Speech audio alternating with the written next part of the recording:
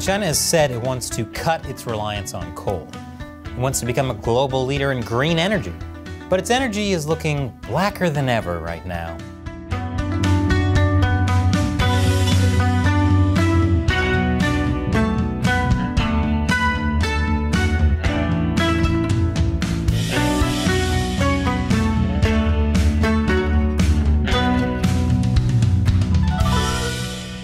Welcome to China Uncensored. I'm Chris Chappell. Good news. China is leading the world in transitioning to clean, green energy. China has pledged to cap its carbon emissions by 2030 and be carbon neutral by 2060. And as we all know, China is great at following through on its plans and keeping its word. That's why there's currently zero COVID right now. They did it. China says it's becoming a leader in developing clean technology like electric cars, wind power, and solar. Not to mention balloons. Even their spying is green. China is even exporting its greenness by bankrolling green energy projects overseas. And on top of that, Chinese leader Xi Jinping said 2 years ago that China was planning to phase out coal over the next decade, including coal-fired power projects abroad. Phew! I don't know about you, but I was under the impression China wasn't getting on the old climate change bandwagon. And it's a bandwagon because that's one of the cleanest ways to travel. You can understand my confusion because China emits more greenhouse gases than all other developed nations combined. The World Bank says that without China successfully transitioning to a low-carbon economy, achieving global climate goals will be impossible. I'm not worried. After all, China is more reliable than a McDonald's soft-serve machine. When have either of those ever let someone down? Fortunately, China's leader Xi Jinping recognizes the problem and is taking concrete actions to save the environment. Biodiversity affects the well-being of humanity. A sound ecosystem is essential for the prosperity of civilization. China has pursued development under the vision of building an ecological civilization. China has embodied ecological progress in every dimension and phase of its economic and social development. Ecological progress in every dimension? Wow! Xi is taking this so seriously, he's even bringing green energy to the multiverse. So we're good, right? China met its 2020 carbon target 3 years ahead of schedule. And I'm sure it'll meet its 2030 goal as well, no problemo. I mean, under Xi's watch, the skies of Beijing went from looking like this to looking like this on some days. And like this on other days. If you think that guy's mask is just for COVID, think again. China is the reason we have the term airpocalypse. According to the World Health Organization, air pollution is responsible for about 2 million deaths in China per year. Yeah, 2 million per year. So when Chinese state media blamed the US for almost 1 million COVID deaths, it's kind of like the guy who beats his wife saying he's better than his neighbor who beats his dog.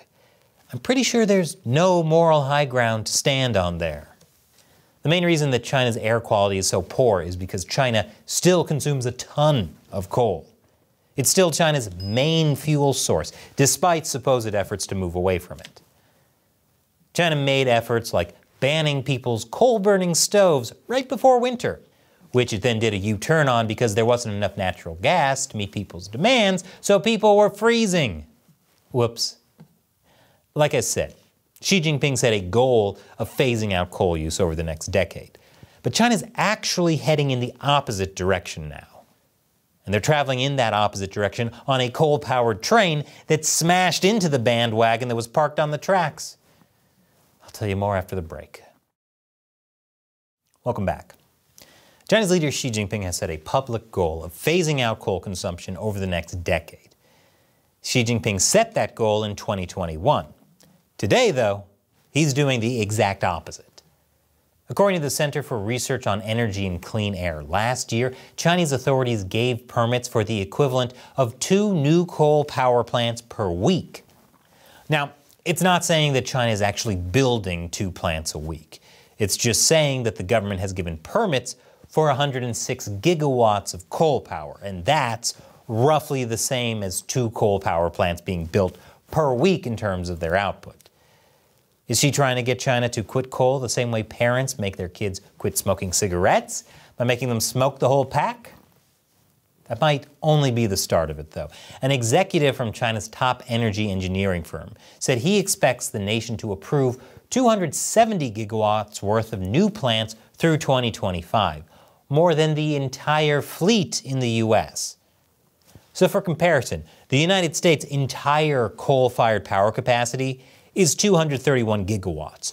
China is already using over 1,000 gigawatts.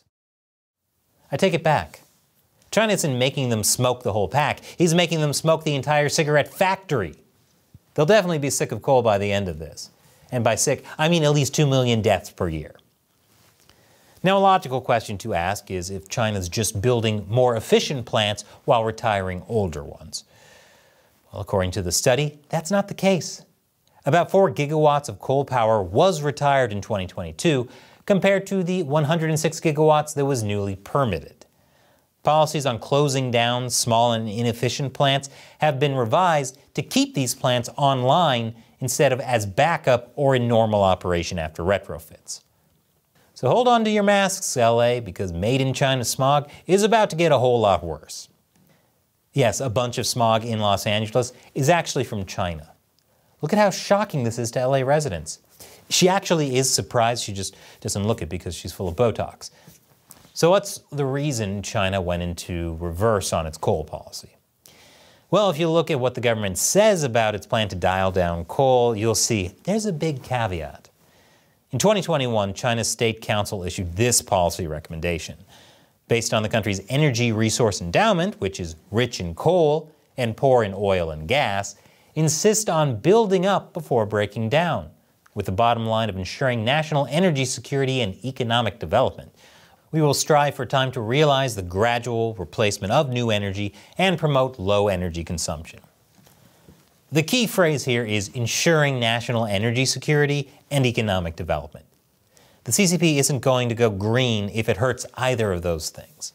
Plus, building up before breaking down means that China's not going to switch to renewables till it's got enough to meet peak demand. It's kind of like how bodybuilders bulk up before cutting down for a competition. Only China's been bulking up for decades and doesn't seem to be prepping for a competition anytime soon. Last year, China saw peak demand and wasn't able to meet it.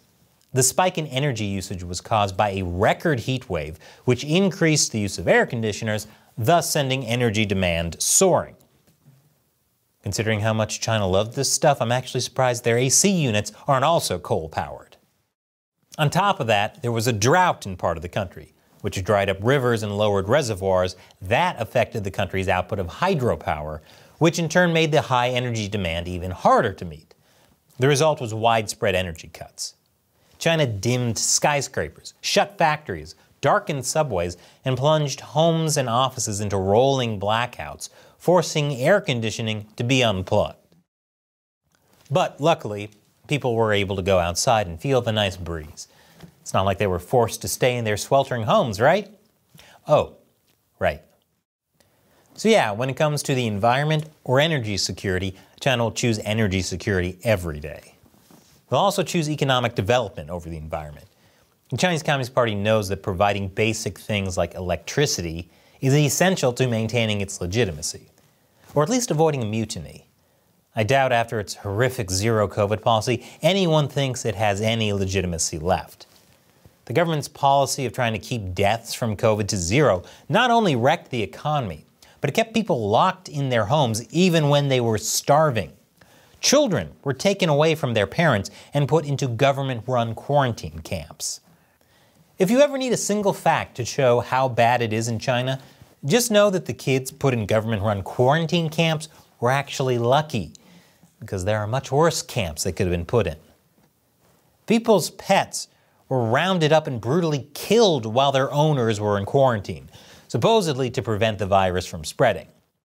I take it back, that's actually a worse single fact to show how bad China is. It's like they heard my first one and thought, challenge accepted. After almost 3 years of that kind of abuse, Chinese citizens have had enough. Not only did they come out to protest, but they actually called for Xi Jinping and the Chinese Communist Party to step down. The party silently dealt with those protesters later. Okay, I get it. There are tons of singular facts to prove how awful China is. Stop one-upping yourself. But the CCP knows that Chinese people are at a breaking point, and that if it can't provide even basic essentials, it could get even uglier. Same with the economy, which the zero-COVID policy also completely wrecked. If people can't find jobs or keep losing their savings, the Chinese Communist Party will also be wrecked. So getting back to what this means for China's coal policy, the CCP needs a stable power source to keep the lights on. It says these new coal power plants are only going to be for when energy uses peaks and the grid can't handle it. But coal-fired power plants can't just be started like a car. It takes several days for them to be ready to produce, and by that time, they might not even be needed. So China's keeping the plants running slowly at 30 to 50% capacity, which allows them to ramp up to full capacity quickly. Which is like keeping your car running in the garage nonstop while you're in it. Brilliant plan, no notes. Remember, China says it's only going to stop increasing carbon emissions by 2030, but it doesn't say what its limit is going to be. This means it may try to ramp up its coal output as much as it can before then, so that when 2030 rolls around, it can stop increasing emissions and it'll look like it's meeting its climate goals. Never mind that its emissions could be off the charts. China is the largest producer and consumer of coal in the world. So in addition to setting records for green energy, it's also setting records of broken promises. The only upside to this is if China keeps spreading smog around the globe, then its spy balloons won't be able to spy anymore. Congrats, China. You played yourself and destroyed the Earth. And remember, China Uncensored is able to keep making videos like this because of viewers like you who support us on the crowdfunding website Patreon and the social media platform Locals, which is why I answer their questions at the end of each show. Today's question comes from Austin Koffold on Patreon. Do you have a bunker ready to go to on a moment's notice? No, Austin, I don't. And that's because, as I've said before on the show, I already live in a bunker. It's 28 floors below the Empire State Building. The Chinese Communist Party will never find me there. Thanks for your question, Austin. Thank you to everyone else who supports China Uncensored by contributing through the crowdfunding website Patreon, by pledging $1 or more per episode, or by supporting us through Locals. We rely on your support to keep making great episodes. Once again, I'm Chris Chappell. See you next time.